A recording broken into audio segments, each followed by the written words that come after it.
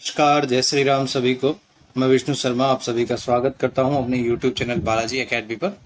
और आज हम देखिए लास्ट क्लास में हमने देखा था किस तरीके से इमेज फॉर्मेशन होती है और उनका रे डायग्राम देखा था।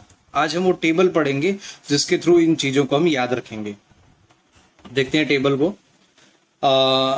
6 पोजीशंस मैंने आपको बताई थी। पहला कि एक इन्फाइनाइट पे, दूसरा सी और इन्फाइनाइट के बीच में, तीसरा सी पर, चौथा सी और एफ के बीच में, पांचवा एफ पर और छठा एफ और ऑप्टिकल सेंटर के बीच में। तो वही 6 पोजीशंस आपको यहाँ पर दी गई हैं इन्फाइनाइट पे। फिर बियॉन्ड 2f1, 2f1 क्या होता है? सी, ठीक है, सेंटर ऑफ कर्वेचर। उसी तरीके से एट 2f1 मतलब सी पर, एट 2f1 मतलब सी पर। फिर बिटवीन f1 एंड 2f1 सी और f के बीच में, और at f1 between focus f1 and optical centre O। ठीक है, तो ये सारी वही पोजीशन है जो हमने आपको बताई थी। अब देखो इसी पोजीशन को आप उल्टा लिखना स्टार्ट कर दो। ठीक है, जहां इन्फिनिटी पे था तो आपका पैरेलल लाइट्स आ रही थी, तो वो कहां पर कन्वर्ज हो रही थी? एट फोकस पर कन्वर्ज हो रही थी। अब सबसे पहले देखने वाली बात ये है कि ये कॉन्केव लेंस के लिए है, कॉन्वेक्स लेंस के लिए है। तो ये किसके लिए है? कॉन्वेक्स लेंस के लिए है। और ऐसा ही टेबल किसका बना था? कॉन्केव मिरर का बना था। आप अपनी टेक्स्ट बुक में पन्ने पलट कर देख सकते हो। ऐसा ही सेम टू सेम जो फिगर बना था या फिर टेबल बना था वो किसका बना था? कॉन्केव मिरर का बना था। बस फर्क यहाँ पर यह था कि वहां 2f1 के बजाय सी लिखा हुआ था, बाकी पूरा का पूरा टेबल आपका सेम था। तो आपको 2 टेबल याद रखने की जरूरत नहीं है, एक ही टेबल याद रखो। बस ये याद रखो कि वो कॉन्केव मिरर का है या कॉन्वेक्स मिरर का है, ये आपको थोड़ा सा ध्यान रखना पड़ेगा।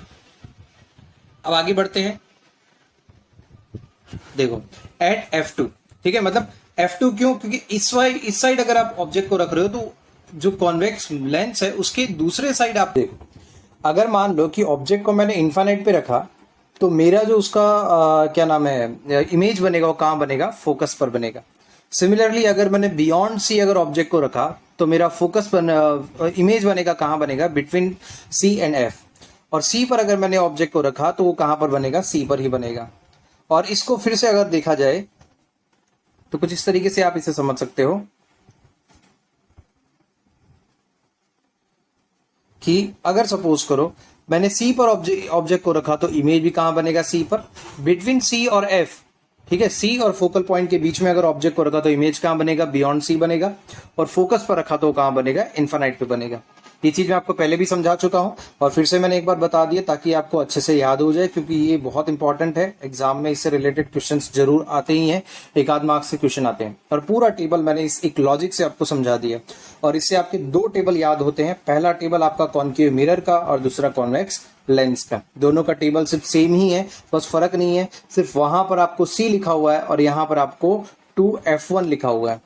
वहां पर इमेज आपकी जो है f1 पर ही बन रही है, तो यहाँ f2 पर बन रही है। बस ये चीजें आपको ध्यान रखनी है। ये आपको दिमाग में, आपका जो रे डायग्राम है वो अगर आपके दिमाग में होगा तो ये चीजें आसानी से आपको याद रह जाएंगी। अब हम देखते हैं कॉन्केव लेंस में किस तरीके से इमेज फॉर्मेशन होती है। तो कॉन्केव लेंस में मैंने आपको 2 ही इमेज फॉर्मेशन बताई थी, जहां पर एक तो इन्फिनिट डिस्टेंस पर होगा ऑब्जेक्ट और एक फाइनाइट डिस्टेंस पर होगा। तो पहला हम देखते हैं इन्फिनिट डिस्टेंस पे, ठीक है। तो उसका जो इमेज बनेगा वो कहां बनेगा? एट फोकस बनेगा, हाईली डिमिनिस्ड और पॉइंट साइज बनेगा। और कैसा? वर्चुअल एंड इरेक्ट बनेगा। इसमें दोनों ही इमेज आपकी वर्चुअल बनेगी और इरेक्ट बनेगी। इसमें कोई भी आपका क्या बोलते हैं इन्वर्टेड या रियल ऐसा कुछ नहीं बनेगा। Between infinity and optical centre O for the of the lens और between f1 and optical centre O, मतलब जिस जैसा यहाँ पर है वैसा ही उस साइड दूसरे साइड बनेगा। और कैसा बनेगा? वर्चुअल एंड इरेक्ट बनेगा। क्लियर है ये चीज? तो ये 2 चीजें आपको याद रखनी है। पहला डायग्राम जो पहला टेबल जो है वो ज्यादा इंपॉर्टेंट है, कॉन्वेक्स लेंस का टेबल और कॉन्केव मिरर का टेबल, ये बहुत इंपॉर्टेंट है, ठीक है। और ये रे डायग्राम वाला टॉपिक हम पढ़ चुके हैं, तो इसको हम आगे स्किप कर देते हैं। आगे आते हैं सीधा साइन कन्वेंशन पर। Sign convention for spherical lenses.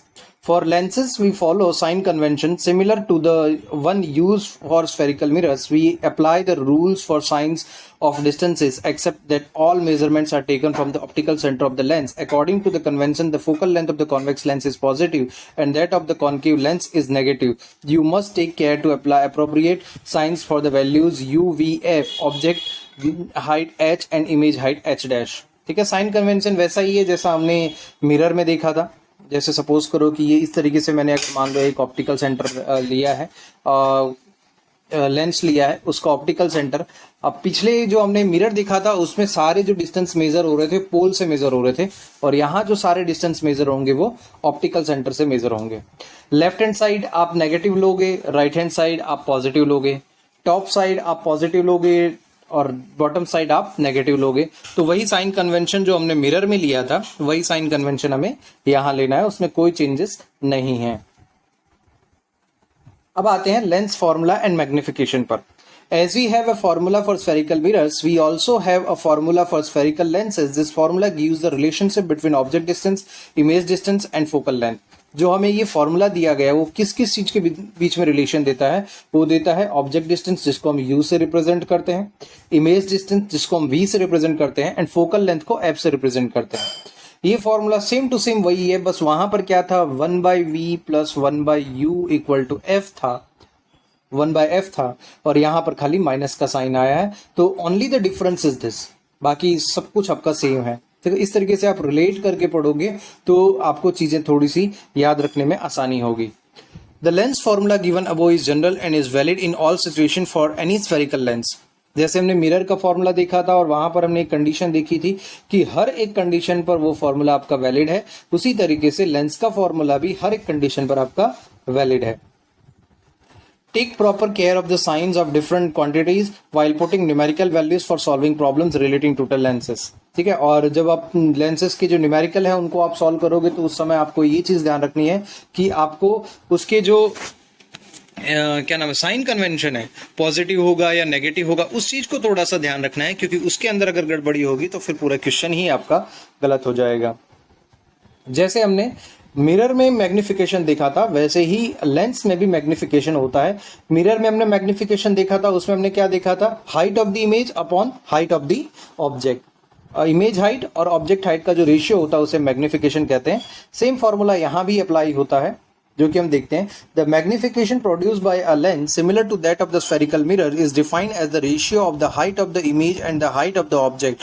Magnification is represented by the letter m. If h is the height of the object and h dash is the height of the image given by a lens, then the magnification produced by this lens is given by m is equal to height of the image upon height of the object, h dash upon h. ठीक है, h dash और h। Magnification produced by a lens is also related to the object distance u and the image distance v. This relationship is v by u। अब एक छोटा सा difference जो आपको याद रखना है यहां पर, देखो मैं मिरर और लेंस दोनों को ही कंपेयर करके बता रहा हूं। ये आपके मिरर का फॉर्मूला था जिसमें ये हम किसका फॉर्मूला पढ़ रहे हैं, मैग्निफिकेशन का, h डैश अपॉन h, और वहां पर हमने जो इमेज और इमेज डिस्टेंस और ऑब्जेक्ट डिस्टेंस का जो हमने फॉर्मूला देखा था वो था -v/u। और यही अगर हम लेंस की बात करें तो मैग्निफिकेशन का फॉर्मूला तो वही है h डैश अपॉन h, लेकिन यहां पर आपका जो इमेज और ऑब्जेक्ट का रिलेशन है वो v/u, यहाँ +v/u, बस इतना सा आपका डिफरेंस है, बाकी सब कुछ सेम है। ठीक है, और वो क्यों होता है, वो इसलिए होता है कि आप देखोगे कि जो इमेज बन रहा है जब आप मिरर देख रहे थे, ठीक है, मिरर की कंडीशन आप समझ रहे थे, तो उसमें आपका जो ऑब्जेक्ट था वो भी एक ही साइड था और इमेज भी एक ही साइड था। ऑब्जेक्ट भी आपका लेफ्ट साइड था और इमेज भी आपका लेफ्ट साइड था। लेकिन आप जब लेंस की बात करते हो तो लेंस में आपका ऑब्जेक्ट एक साइड है और इमेज आपका दूसरे साइड बनता है, इसलिए यहाँ पर आप प्लस ही लेते हो। क्लियर है ये चीज? ठीक है, तो यहां तक आई होप आपको समझ में आ गया होगा। अब इसके बाद आपके हैं कुछ न्यूमेरिकल्स और आपका पावर ऑफ लेंस। इसके बाद ये साथ ही ये चैप्टर कंप्लीट हो जाएगा। तो आज की क्लास हम यहीं तक रखते हैं, इसके बाद का जो टॉपिक है उसको हम बाद में कवर करेंगे। जय श्री राम।